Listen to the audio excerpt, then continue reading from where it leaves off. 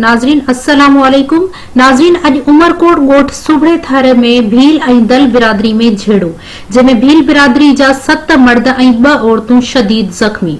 Report दर्शन देव जे मुताबिक़ अॼु उमरकोट ॻोठ सुबड़े थर में भील ऐं दल बिरादरी में झेड़ो, जंहिंमें भील बिरादरी जा 7 मर्द ऐं 2 औरतूं शदीद ज़ख़्मी, जिनमें 3 ॼणनि जी हालत सीरियस आहे, जंहिंखे हैदराबाद रेफर कयो वियो आहे। रेफर कयलनि में रांझो, चेतन, तारो, वल्द केवल भील, इन्हनि जी ॻणती जोगी हालत में हैदराबाद रेफर कयो वियो आहे, जॾहिं त औरतुनि में खंडी ज़ाल केवल ऐं सभागी ज़ाल तारो, उन्हनि खे सिविल अस्पताल दाख़िल कयो वियो आहे। अहिड़े इतला ते भील सुजा काउंसिल पाकिस्तान मरकज़ी सदर लायर फॉर्म जे वकील Aidan Bheel, office secretary Raichand Bheel, BSc ज़िला उमरकोट सदर पहलाज राय भील भगड़ूमल अची सिविल अस्पताल में अयादत कई ऐं फरियादी राणो भील केस दाख़िल कराइण लाइ तालका अस्पताल ते आयल आहे।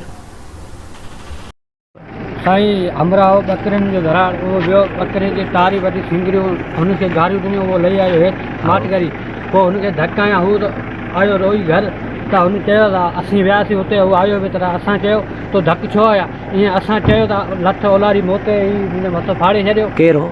जी हू माशूक केरु पाण?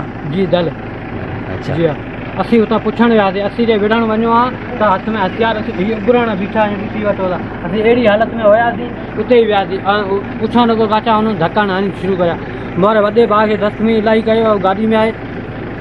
ठीकु आहे।